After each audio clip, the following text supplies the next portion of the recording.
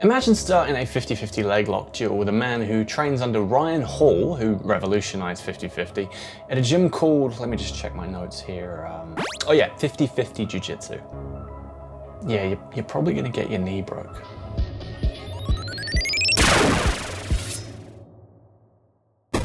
If you've seen any of my videos at all, you know I'm mostly interested in having a look at how modern grappling is being used in an MMA context. A lot of people, fans, commentators, they like to use the same old rhetoric, this idea that sports jiu-jitsu, leg locks, things like that don't work in a real fist fight, especially at the highest level of MMA. You hear the same things over and over again. They put you in a position to get punched in the face, you sacrifice dominant position on the ground in a game with strikes, yada, yada, yada. Yes, we have seen times where this happens, but it's not a blanket thing. Nowadays, the modern jiu-jitsu game is just so diverse that you can't just brush off an entire wave of grappling as not realistic. You have to go case by case. So last weekend, we had a seriously high-level fight, Cory Sandhagen versus Deveison Figueiredo, both top 5 ranked in one of the most competitive divisions in the entire sport, main eventing a fight night. It doesn't get much higher level than that unless you're fighting for a belt. And while most of us probably expected a fun kickboxing matchup, we got some tasty grapples to break down. A lot of the fight happened on the mat, and both of them used very similar leg entries, but only one of them walked away with a W. So let's have a look at what happened and break it down. Round 1, fight! All right, round 1.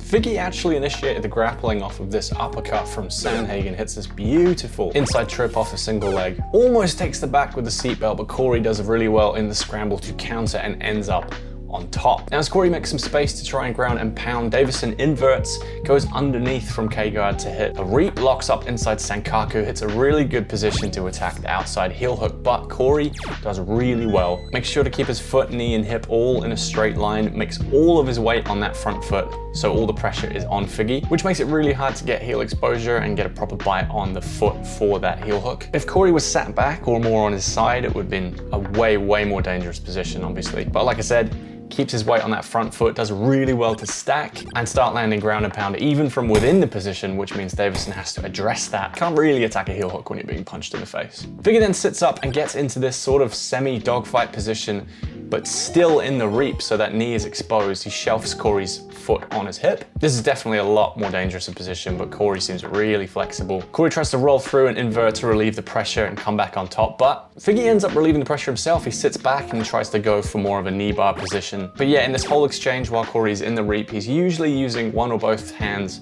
on Deveison's feet to make sure Deveison can't fully commit. Uses that to try and clear the reap while keeping his base strong, pressure on, and landing damage and ground and pound to try and dissuade those submission attacks. And that is how round 1 ends, with Cory just dropping hammers. And like I said earlier, I don't care how good you are at grappling, even leg locks specifically.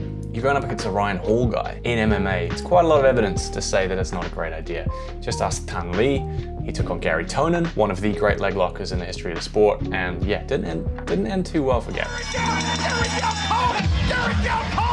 Round 2, fight! Round 2 starts, and again, it's Figueiredo who's actually chasing the grappling. Once again, goes in for the takedown, finishes it with a lovely heavy club on the collar tie. But this time, it's Mr. Sandhagen who switches to K-guard, and just like Figgy in round 1, goes underneath to hit the reap. When Figgy sits back on a toe hold to counter, Cory just sits straight up. There's a sweep right there, he's in top position again. Figgy does very well, feet on the hips, pushes off to get back to his feet. Next exchange, the Sandman hits a lovely takedown to land some more ground and pound. Figgy again, he's going straight back to the reap, goes underneath and through the legs and uses it to scramble up into top position really well. Now this is where we start to see the 50-50. Cory on the bottom, locks in the triangle in the 50-50 position, lengthens his body to keep distance, and hits this absolutely beautiful invert to get to backside 50, which Lachlan Giles teaches. Obviously, backside 50-50, much more dangerous position than normal 50-50, one that Ryan Hall uses very well, because your whole body and head is behind your opponent and not exactly going to be able to start landing ground and pound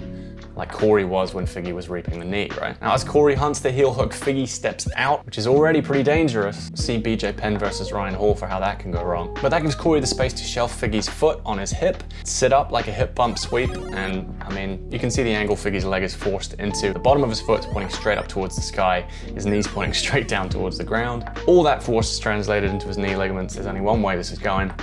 pop goes the weasel. We do get a tap from Figgy, as you can see in the replay, but like the gentleman he is, the Sandman punches him directly in the face while staring at the referee, wondering why the fight hasn't been stopped yet. Now, a lot of people were raising eyebrows and saying, you know, oh, disappointing way for the fight to end, injury, who knows how it could have gone. Absolutely not. That was a deliberate move from Cory Sandhagen. If you watch any of Cory's videos, and obviously knowing he trains with who he trains with, it's obvious he's got a really good understanding of the position of 50-50, of leg locks in general, especially for someone in MMA where that knowledge isn't quite at the level of, you know, professional jiu-jitsu guys. As soon as Figgy hits that back step, Cory is up.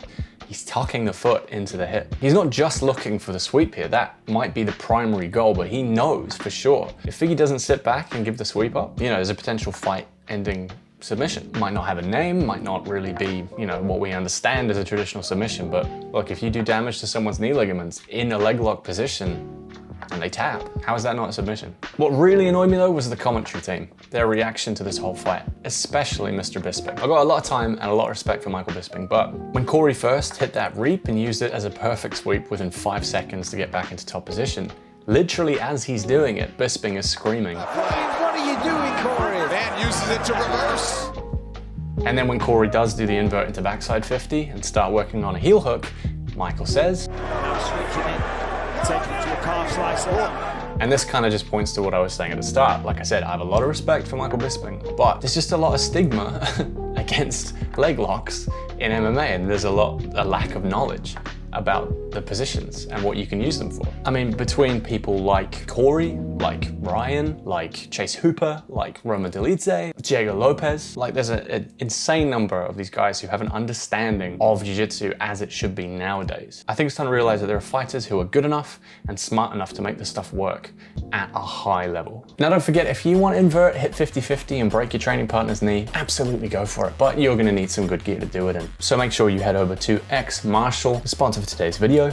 X Martial making excellent jiu-jitsu gear, no-gi stuff, rash guards, spats, shorts, everything you need. You can even get your own custom stuff made through them. And right now, if you go through the link in the description, you can get yourself a lovely little deal, 15% off anything store-wide, and a little bit of that may or may not come back to the channel to help out. So thank you very much to X Martial for their support. And yeah, guys, sorry for the lack of updates.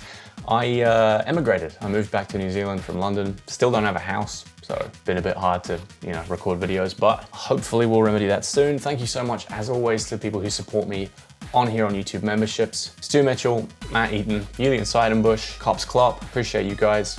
If you enjoyed the video, please do like and subscribe. We're on the road to 10,000. I can't wait. Do something cool, do some giveaway, live stream, something like that. And yeah, see you guys next time.